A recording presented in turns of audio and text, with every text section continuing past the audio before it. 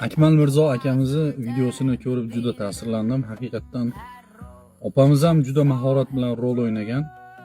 Kommentariyani kirib ko'rdim, muhokamalarga sabab bo'ldimi? Demak, aktyor, aktrisa yetarli darajada hammaga barchasini yetkazib bera oldi.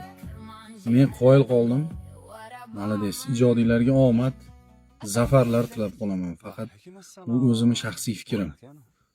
Omon bo'linglar. Shunday videolar ishlashda davom eting. Ovqatsizing. Ko'chaga chiqmaymizmi? Ovqatsizing.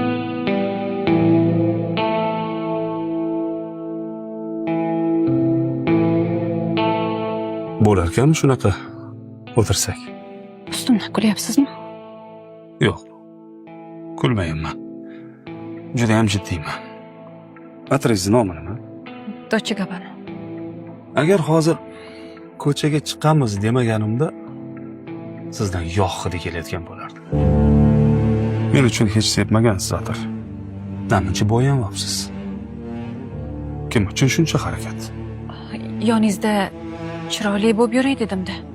Ko'chadanmi? Ha? Odamlar xotinni zo'r ekan deyish uchunmi?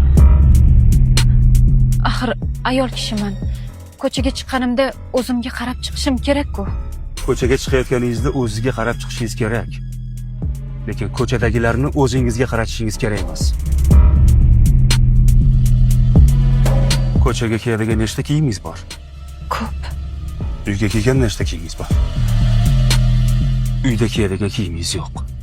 Uyda meni eski futbolkamni kiyib yurasiz. Tushundim. Ro'zg'orda kamchilik bormi? Hamma narsa bor shukr. Mehmon kelganda qanaqa dasturxon tayyorlaysiz?